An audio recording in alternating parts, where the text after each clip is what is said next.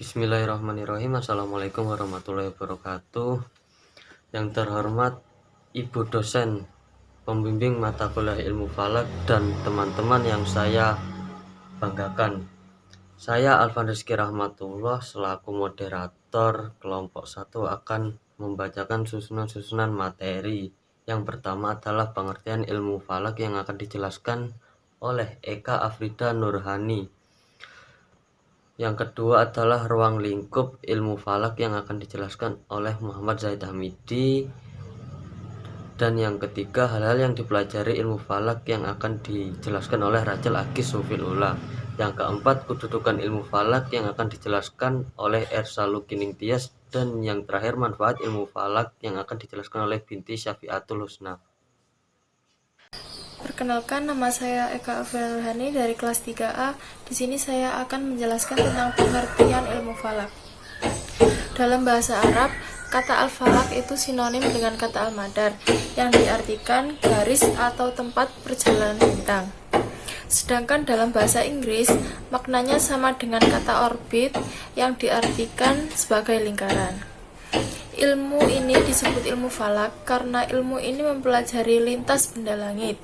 Disebut juga ilmu hisab karena ilmu ini menggunakan perhitungan.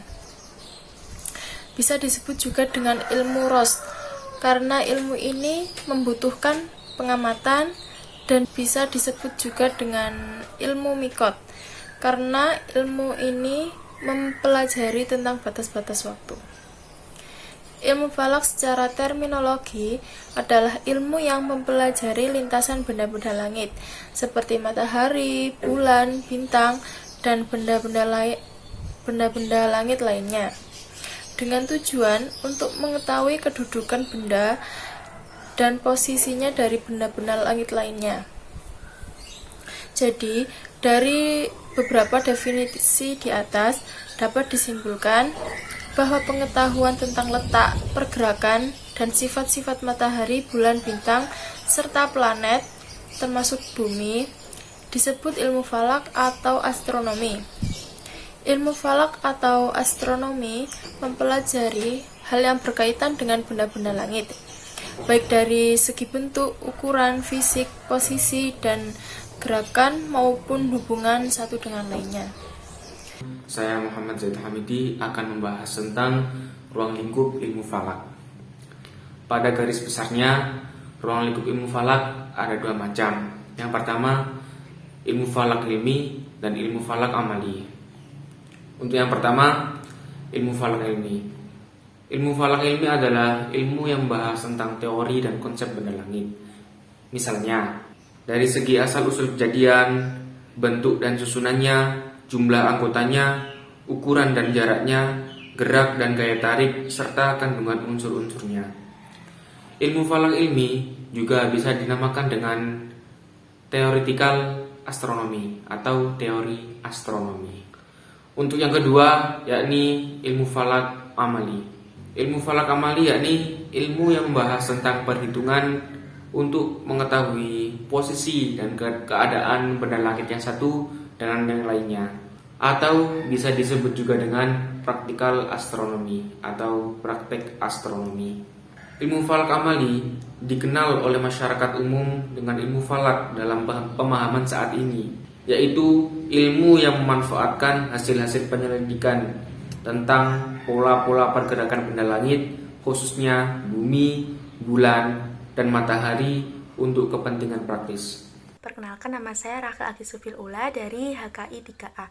Di sini saya akan melanjutkan pembahasan dari teman saya. Ilmu falak yang dipelajari dalam Islam rata-rata hanya berkisar 4 hal. Yang pertama adalah arah kiblat, yang kedua waktu sholat, yang ketiga awal bulan, dan yang terakhir adalah gerhana. Nah, di sini saya akan mencoba menjelaskan satu persatu, namun hanya secara sederhananya saja. Yang pertama adalah arah kiblat. Ilmu falak yang membahas tentang arah kiblat pada dasarnya adalah menghitung besaran sudut yang diapit oleh garis median yang melewati suatu tempat yang dihitung arah kiblatnya dengan lingkaran besar dari tempat tersebut dan Ka'bah. Selain itu juga menghitung jam berapakah matahari akan memotong jalur menuju Ka'bah. Yang kedua adalah waktu sholat. Ilmu falak yang membahas tentang waktu sholat pada dasarnya adalah menghitung tenggang waktu antara matahari saat berada pada posisi puncak dengan matahari saat pada posisi di awal waktu sholat. Yang ketiga adalah awal bulan. Pembahasan awal bulan ini pada umumnya adalah membahas tentang istima atau konjungsi, yaitu posisi di mana matahari dan bulan berada pada satu garis bujur astronomi.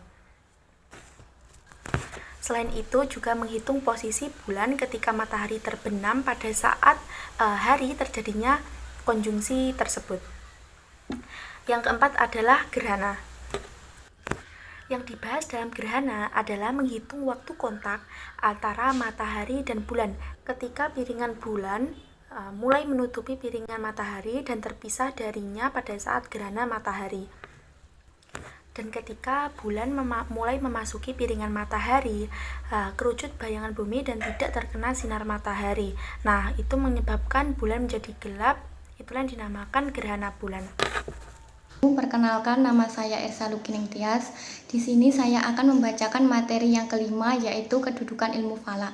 Dalam hukum Islam, aspek penentuan waktu dan tempat merupakan bagian yang melekat pada pembebanan atau taklif sejumlah pekerjaan dalam mukallaf.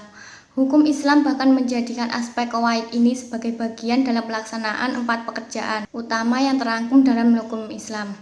Kedudukan ilmu falak sangat urgent dalam hukum Islam, apalagi jika dikaitkan dengan hal yang absahan ibadah. Mempelajari ilmu falak atau hisab itu diwajibkan, sebagai dikatakan oleh sabda Abdullah bin Husain, hukum mempelajari ilmu falak itu wajib, bahkan diperintahkan mengetahuinya secara mendalam. Perkenalkan, nama saya Binti Syafiatul Husna. Di sini saya akan menjelaskan manfaat ilmu falak. Dengan mempelajari ilmu falak atau ilmu hisab, kita dapat menentukan kiblat suatu tempat. Kita juga dapat memastikan masuknya waktu sholat atau terbenamnya matahari untuk berbuka puasa. Dengan ilmu ini, orang yang melakukan ru'yatul hilal dapat menentukan dengan benar posisi hilal, dan juga kita dapat memprediksi terjadinya gerhana bulan atau gerhana matahari yang akan datang. Manfaat lain mempelajari ilmu ini seperti bisa menghilangkan sifat jahil murakab, karena ilmu ini merupakan ilmu pasti dan tidak diragukan lagi kebenarannya, serta banyak manfaat-manfaat lainnya dari mempelajari ilmu falak ini. Mungkin ini yang dapat saya sampaikan, kurang lebihnya mohon maaf. Wassalamualaikum warahmatullahi wabarakatuh. Terima kasih.